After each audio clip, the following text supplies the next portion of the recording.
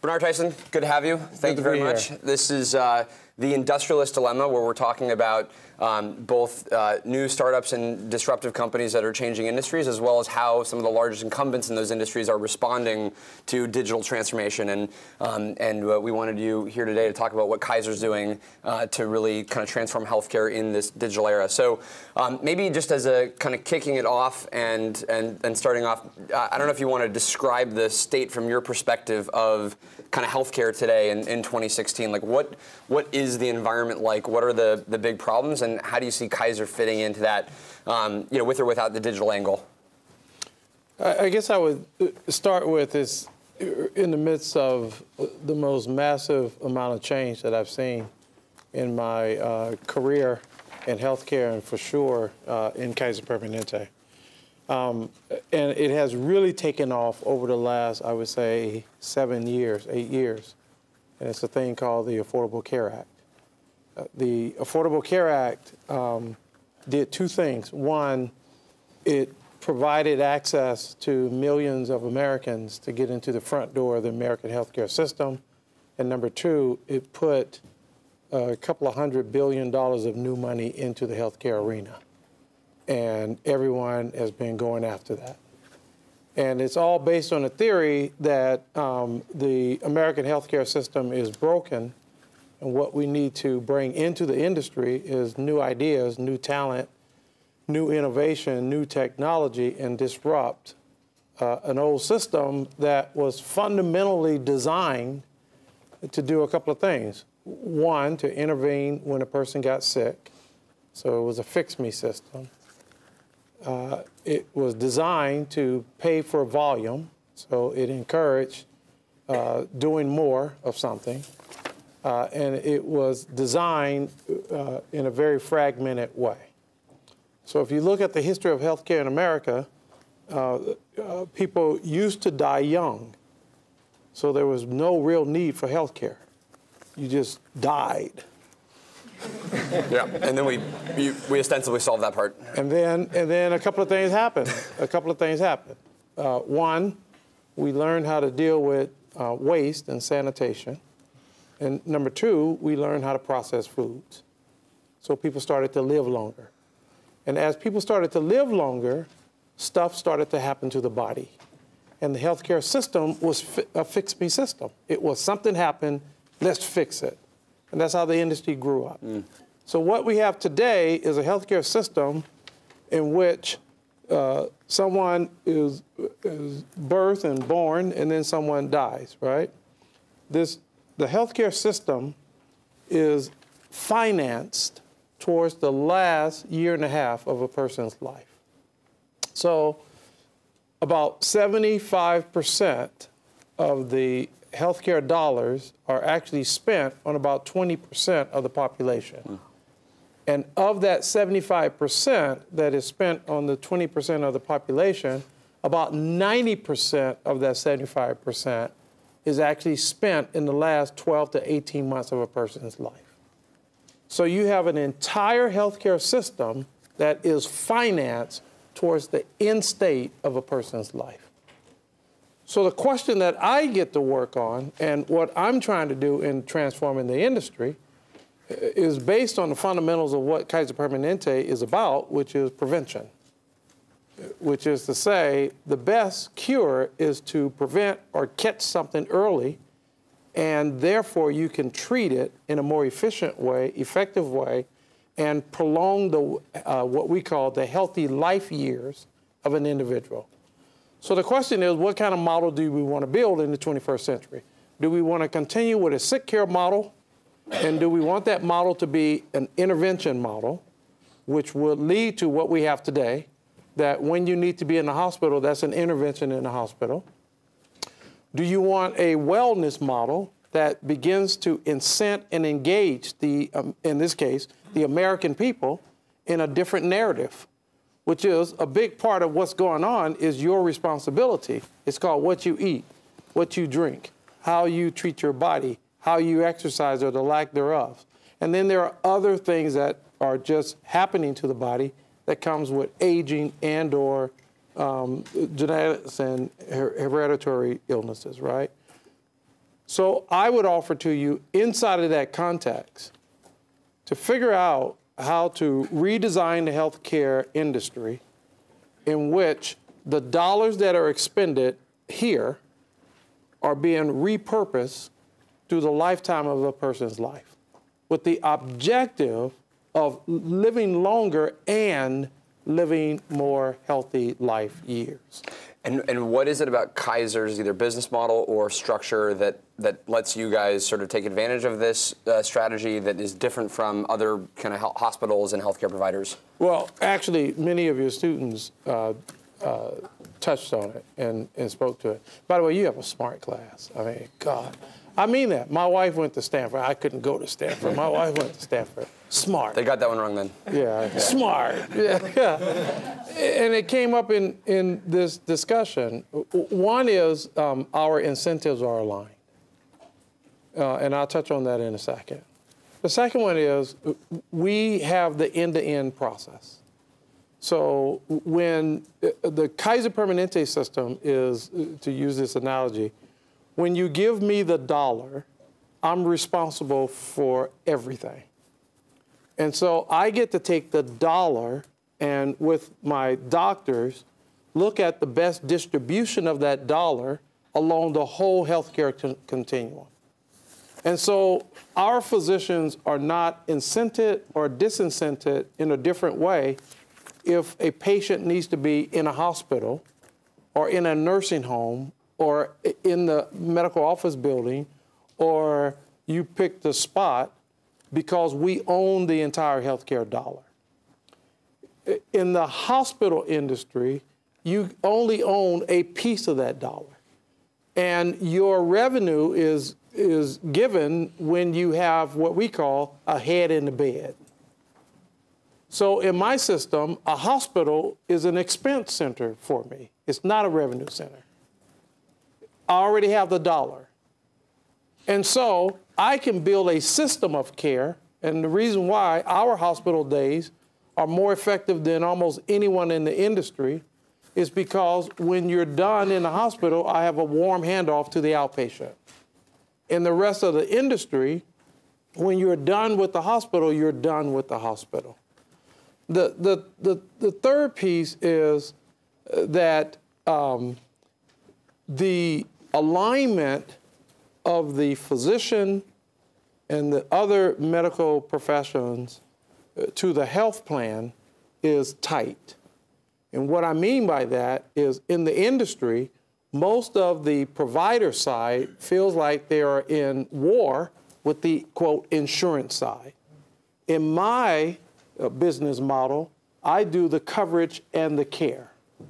And so my doctors sit at the table with me and we talk about the 10.5 million members that we now are honored to take care of and what's the infrastructure that we need to continue to build to do that. So you get to the question that I think about all the time.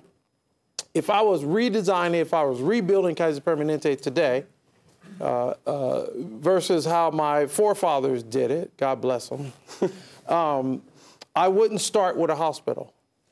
The beginning of Kaiser Permanente was a hospital that then eventually grew into an integrated system. If I was building Kaiser Permanente today, I would start with technology. I would start with my technology platform, and then everything else will follow that. Why would I do that? Because the entire healthcare system is also built around everybody coming to it. That's the way it was designed. And what we are proving at Kaiser Permanente is that you can distribute care out. So someone mentioned, for example, the use of the mobile phone. Last year, we did almost 30 million secure e-visits. That's between the member and the physician. I'm now putting $300 and something million into building an entire digital platform. Why? Because telehealth is also going to be our future.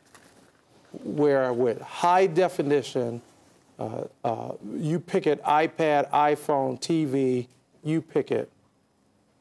We'll be able to create visits between our members and the physician that is not only more efficient all the way around, because the member does not have to drive across town, park, talk to a receptionist, take off their clothes, wait in a room, read an old magazine, although we have new magazines. Good, yeah. Until we get there. The latest week. Right? Yeah. And do all of that.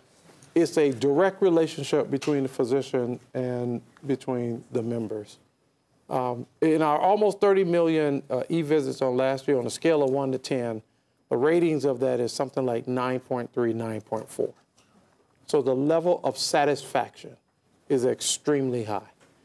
It's possible, though, because the physician has the relationship with the member. And so, one, the relationship is there, and two, every one of my 10.5 million members has a longitudinal electronic health record. And my requirements of the organization of IT is that the systems must be up 99.99999% of the time. And so the information must always be readily available in the hands of the physicians and the authorized users when that interaction happens between the member and the system. Okay, so I don't need to pitch you on digital, it seems. Okay. What are you seeing other? If you're not a fully integrated provider, are you just directly disincentivized from doing these things, or can you literally not do them because your relationship with the patient is entirely different? Or like, why can Kaiser do this and your average hospital, can't do it? The digital piece? Yeah. No, a lot of healthcare organizations are trying to figure out how to get into the digital piece and what are the smart investments to make there. One of the challenges, though, is if you are running a hospital system, you are subject to whether or not the physician and the insurance company wants to use you from one year to the next. And so if you're running a hospital system and you have to continuously think about what's the level of assurance that I'll have this physician population admitting patients into my hospital over the next year, there's a level of uncertainty because many of the physicians in the community setting could have access to Aetna and United and the Blues at the same time. And so changing from one insurance company to the next is something that can happen very fast. In my system, the physicians are fully engaged, exclusive to me, and the relationship is such that it is long-term. Right. The second thing is our patients, our members, stay with us much longer than they do in the other healthcare systems. And so you do ask yourself the value proposition of the investments that you would make, and then whether or not you would have enough of a continuous population to provide that continuity for payback. How do you determine where you need to invest in technology development versus where you want to partner with people on the outside? That's a great question. It's a great question. It's a sea change inside of Kaiser Permanente because we have and we've had a lot of smart people in the technology part of our organization. I think I have something like almost 6,000 employees that work in IT. I'm a big-time technology believer. And what we were doing, though, is because we have such a complicated model, we had two major problems. We've always used technology in Kaiser Permanente. We have this thing called legacy systems, and they are very, very, very expensive. When the government had the problem when they first introduced the Affordable Care Act, and you remember the big issue was that the system wouldn't work. Healthcare.gov. As some of you, if not all of you know, the real issue behind it was a system put on top of legacy systems, and somebody forgot to look at it from end to end, is my version of this. Yep. And so they turned on the switch, and part of the light came on over here, but over here it didn't. And so what you ended up with was the lack of a seamless system now to do what needs to get done. We have the same identical issues in Kaiser Permanente. that we built Kaiser Permanente from its history with technology that grew with the organization.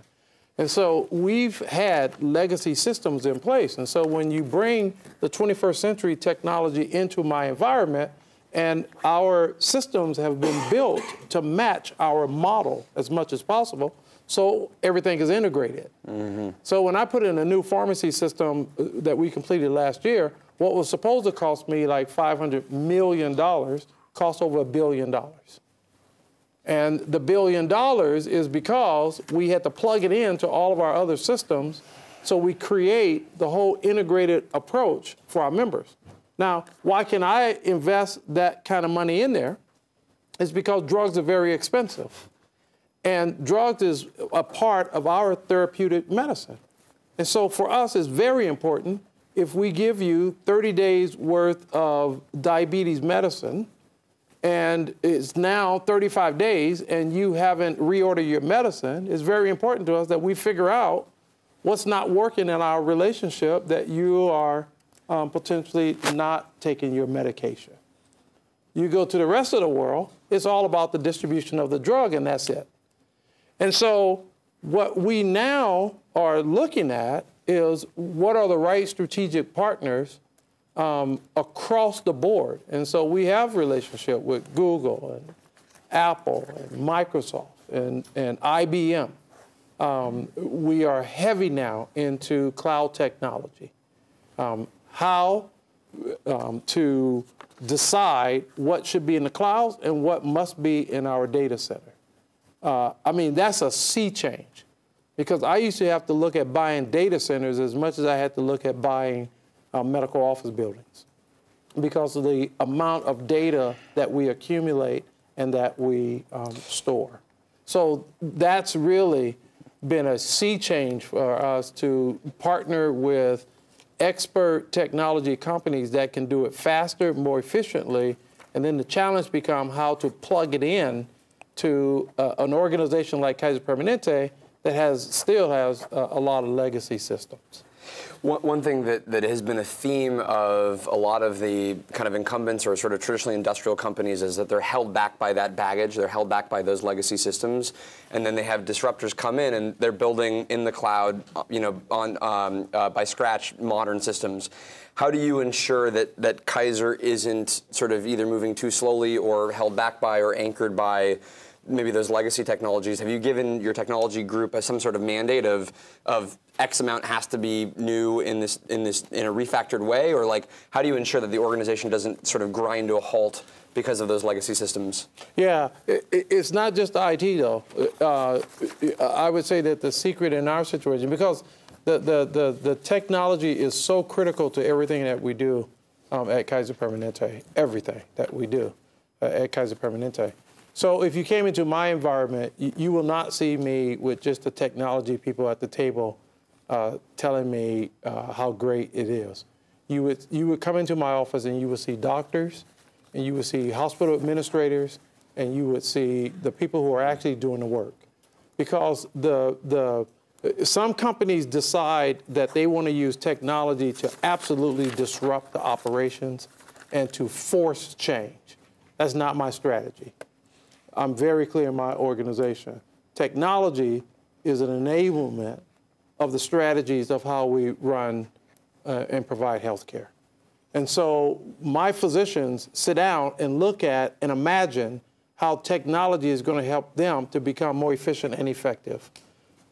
We do have technology that will naturally disrupt, but the technology has evolved in Kaiser Permanente in part because we already have the integrated system. Right. And now we're looking at how to leverage that to the next level. It seems like your physician base and the medical base in general, you'd imagine that there's probably resistance in other hospital environments because it is a sort of they're disincentivized from not having the patient come in and see them because of the billing structure and the financial model. But for you, the physician is essentially inherently interested or incented to make sure that the patient is as healthy as possible. Have you structured that? Yeah. Okay. Yeah. But I don't want to, the challenges that we had, for example, when we went to electronic health record, we had many physicians who were fearful of the invasion of technology on their practice. And so if you have traditionally been a high-touch, hands-on physician, and now all of a sudden you're in a room with a patient, and you got to think as much about what I'm putting on the line as I am taking care of the patient, that's a generational gap of how to deal with that, right? Versus the newer, younger, who just grew up with the technology and it's a natural act.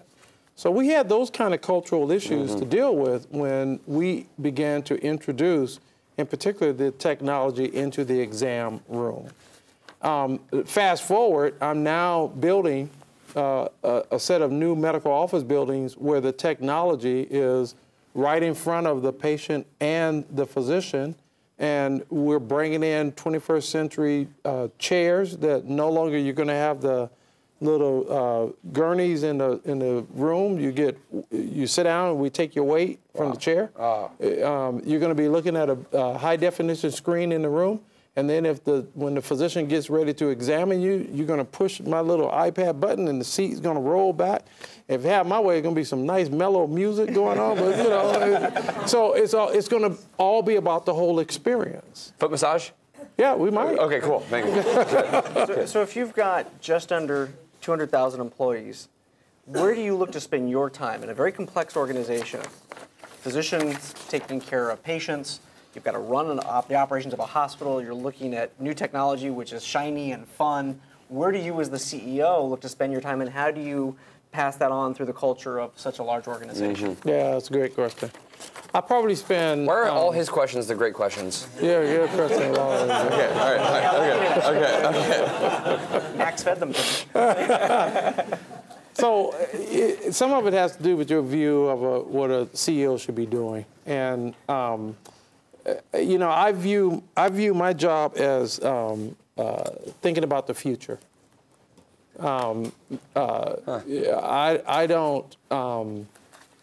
I think that I would under-leverage my platform and my role if I was knee-deep into today and the operations of today. So I have smart executives, I have smart people who work with me, and I do not micromanage. I micro-monitor, but I don't micromanage. What does that mean? Micro-monitor means that at any point when I need to know the details, I get the details. And then the details allow me to go deep when I need to go deep. And then I look for trends and I look for patterns, and then I test whether or not those are anomalies or in fact represent a problem. So if you're a member and you write me, I take that very seriously. And if I get two that says pretty much the same thing, I go into a deep dive. Say, you know what, I got these two, help me understand it. And I've built a culture where everyone understands this is about being on the same team. This is not a got you. And so that's work that we have going on. A big part of my job is outside of the organization. So I spend a significant amount of time gathering intelligence around the country and, in fact, around the world. How are people thinking? What are the customers talking about? What my major purchasers want from me? How's the government behaving? What's on the horizon? And then how do we think about inside of Kaiser Permanente 5 to 10 years from now, which is our vision. Our vision in Kaiser Permanente, the way I frame it, I try to bring clarity to the long-term view of the organization to deal with, if you will, our intentionality. I don't try to create the vision to say, I got this blue sky, it's we are the world of the future. It is to say, with everything that I have today in terms of the assets, with where I think we need to be 10 years from now, what are we going to consciously drive towards in terms of defining our future? And clearly, care anywhere is a part of our future. That we are going to figure out how to turn the home into an incredible place where future care is being provided, right? And we're going to figure out how to get people as turned on about the specifics of their body as they are about an automobile. And so the wearables and the sensors that are now just flooding the market, we see a great use of that over time. And so in our future, someone will be as interested of how sugar burns to energy as you are gasoline running a car, right? And what happens to the body if you're not sleeping 6 to 8 hours a day? And then how do you retool yourself in those situations? In our future, Kaiser Permanente wants to have a bigger impact on you when you go into grocery stores than because what you eat is a precursor to what's going to happen. And so in our model... Like a digital life coach. Yeah, yeah. Thank you. And so in our model, some of that stuff... Thank you for not saying no. I caught that. I caught that. And so that's part of my job. And then the other part of my job is to continuously be a cheerleader inside the organization. What? Couple just quick questions. So what do you guys? How do you think about data, patient data? That as an asset, what you can do with it in terms of new products. Do you think about that, or do you think about the transaction, like the telemedicine transaction, or the ultimate underlying data that you're generating, and what can be created or optimized because of that data? Oh, the data is incredibly important. Is that a good question? Yeah, it's a good. It's a great question. Thank you. Great question. Eventually, in our lifetime, we are going to get to precision medicine.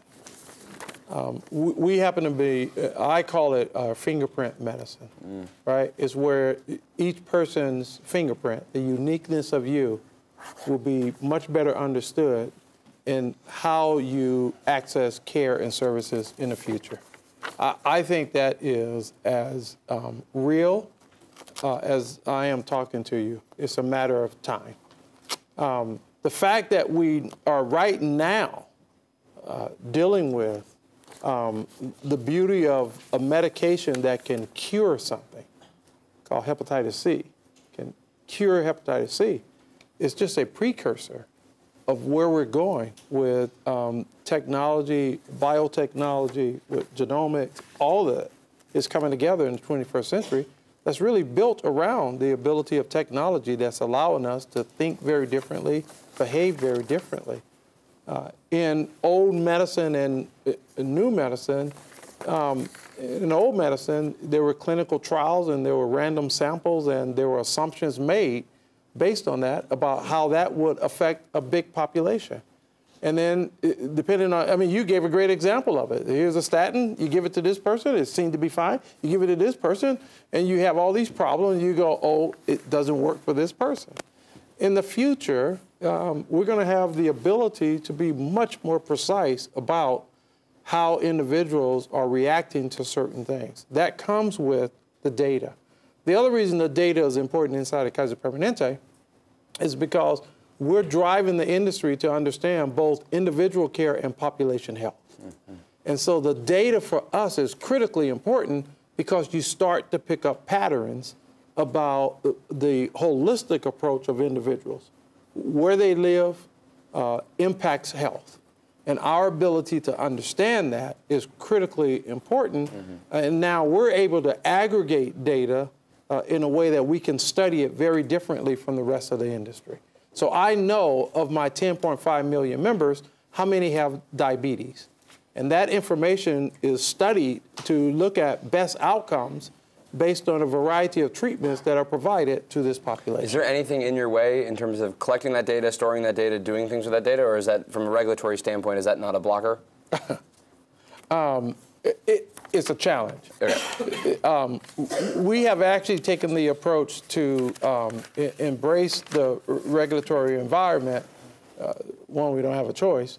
And then secondly is because we are ahead of the regulation. And so in many cases, we're doing things to meet regulatory requirements that have absolutely no use in my system because I've put the technology in place to do what the regulation is now asking me to do. Right. And so we're working with them to understand it. We work with them about the e-visits and why it was important to help us to deal with the HIPAA requirements while also giving the access and for the physician and the members to have that kind of virtual interaction. And that's how we got to secure e-visits. Got it. And then last question officially is who are you most worried about? Maybe not a company, but a trend. And what, who do you think loses the most in this sort of new era of healthcare from an industry or category standpoint? You can. Yeah. I'm like Donald Trump. I don't worry. No, no. I don't look at it that way. I'm more worried about the other point that you made, which is, are we going fast enough? Mm-hmm. So I'm more worried about, as I call it, the BPMs at Kaiser Permanente, the beat per minute. Do I have it above 100?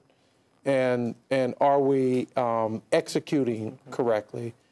So I worry about that a lot. In terms of the ones who are challenged right now, it's more of the solo, for example, hospitals who are reading the tea leaves and they're very concerned about the future because they don't have the resources at the level that, for example, we have at Kaiser Permanente. Right. Awesome. Bernard Tyson, thank you so much. Thank you. Appreciate it. Thank you.